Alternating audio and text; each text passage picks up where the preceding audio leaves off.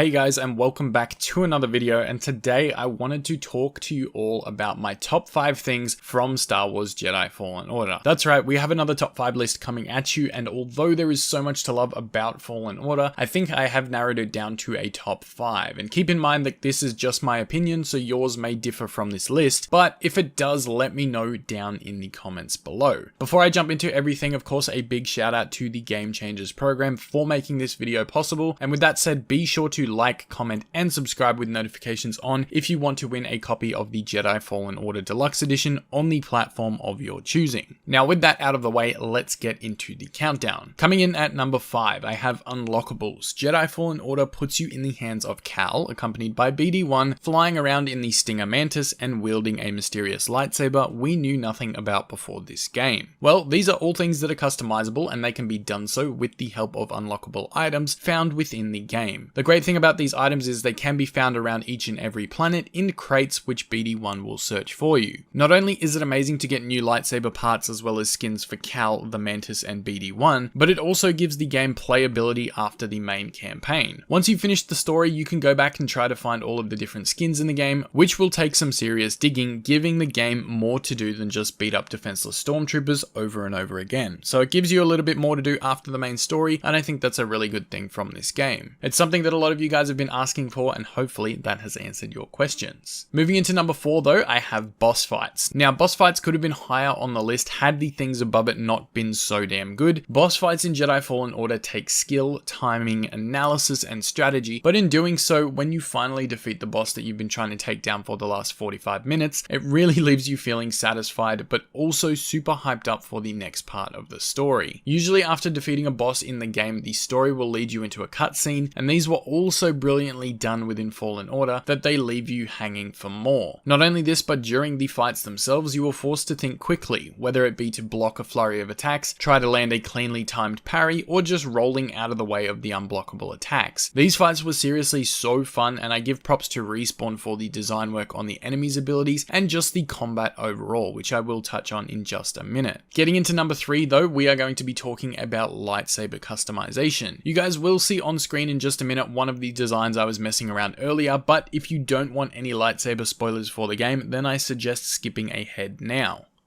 Lightsaber customization in Jedi Fallen Order has to be the most in-depth cosmetic option in just about any Star Wars game we've ever had, being able to customize just about every part of your lightsaber hilt, as well as the saber color itself. With 8 lightsaber colors to choose from, 12 emitter options, 18 switches and sleeves, and 26 different materials to base your lightsaber with, it really gives the player the option, once the right parts are found of course, to design your lightsaber exactly the way you want it. I of course went for a red colored hilt called Dolomite and thought it looked pretty awesome with the yellow blade color, Magus emitters with a duty and resolve switch, and the passion and strength 2 sleeve. When comparing this lightsaber to what you originally started with, you can see just how different and in-depth you can actually make your lightsaber to really reflect your personal style, and I think Respawn absolutely nailed this aspect of the game, so big props to them on this one. Now, I mentioned combat a minute ago, and that segues us straight into number 2. Number 2 is thoughtful combat. Now, what would a Star Wars game be without some serious lightsaber combat? And I don't mean button mashing R2 until you drain your opponent's stamina or get one-shotted by an ATST like in Battlefront 2, but some seriously well thought out and well made saber combat. Every detail from blocking different types of attacks to perfect parries and counter strikes, as well as special abilities like lunging strikes, overhead attacks, and my personal favorite, stabbing your enemy through the stomach after pulling them into your saber. Now, as fun as tormenting stormtroopers can be, the real test is against the bosses like the Inquisitors. These fights take so much more skill and variation between each one, and also takes some getting used to. I think it took me between 5 and 10 attempts against each one of the Inquisitors on the Jedi Knight difficulty, but eventually you get used to their movement patterns and attacks, which makes them a little bit easier to fight against. Now, in saying that they were easier, it didn't make it any less enjoyable. I still loved playing against them. It's just that it can get a little bit frustrating when you've died the past 6 or 7 times to the same move every single time, and eventually you finally get to dodge it and take them down. So it becomes was really satisfying at that point. But I'm really glad Respawn didn't just make this like The Force Unleashed was, where you basically just mow down stormtroopers and they can't touch you. This has actually been really well thought out, really well planned and designed. So again, big props to Respawn. And last but not least, we come to number one. And number one for Jedi Fallen Order on this list is, of course, the story itself. The story for me is by far the best part of this game. Watching Cal develop and become more powerful with each planet you visit, building his relationship with Seer, Grease, and some other characters which I won't mention, made for some great cutscenes and talking points throughout the game. However, as cool as it was to meet new characters and watch Cal grow, the absolute best part of the game was the ending. Respawn did the best possible job finishing off this game, which left me both blown away and extremely satisfied. Every little detail had me wanting more, and even though part of the story ending had been spoiled for me thanks to a few certain YouTubers' clickbait shenanigans, I was still shook by how well this story was wrapped up. It didn't go the way I thought it was going to go. I definitely thought it was going to go a different way, but it surprised me nonetheless. Even though there were some things that were spoiled for me, not the whole story and the context it was in was ruined, so I'm really glad that didn't happen, because my jaw was literally on the floor when the story ended. I loved how it wrapped up and I loved what it led to, so I'm really happy overall with the storyline in Jedi Fallen Order, which is why it is the number one thing in this game for me. So there you guys have it, the top 5 things from Jedi Fallen Order that I loved, all summed up into one video. What did you guys all think of my list, and what were your favorite things about Jedi Fallen Order? Let me know down in the comments below. Also, if you enjoyed this video, smash the thumbs up and let's try and get 200 likes on this video. As always, thank you guys so much for the constant support and for tuning into this video today. I will see you all in the next one. I am the Twisted Jedi, and may the Force be with you